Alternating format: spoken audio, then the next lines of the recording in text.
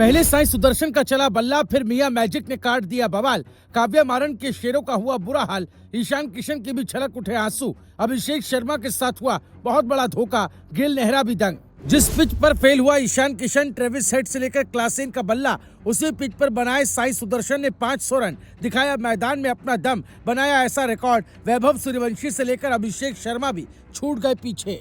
IPL के season में कोई नहीं कर सका उसे गुजरात के रबाड़ा ने कर दिखाया। गेंदबाजों का बनाया ऐसा कबाड़ा, देखकर सन्न रह गई काव्या मारन। 4 विकेट लेकर पलट दिया क्रिकेट का सीन। क्या कमाल की रणनीति बनाई गिल और नेहरा ने, जिन्होंने काव्या मारन के शेरों का ऐसा हाल किया जिसने सबके अरमान मिट्टी में मिलाकर रख दिए। पहले बल्लेबाजी में सुदर्शन का बल्ला चमका, फिर मियां भाई और रबाड़ा ने ऐसी खूंखार गेंदबाजी की, इसके आगे हैदराबाद के शेर मैदान में ढेर हो गए।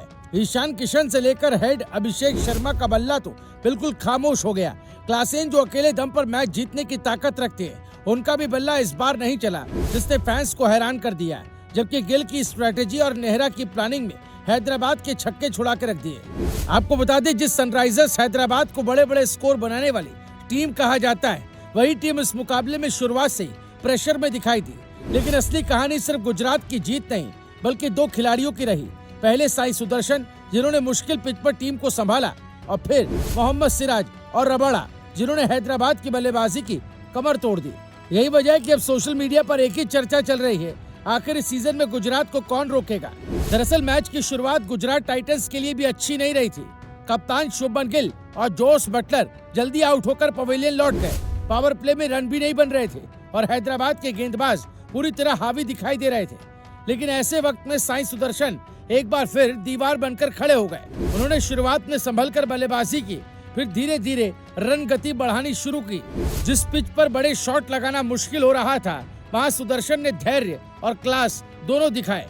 उन्होंने 61 रन की शानदार पारी खेली और इसी के साथ आईपीएल 2026 में 500 रन पूरे करने वाले पहले बल्लेबाज बन गए।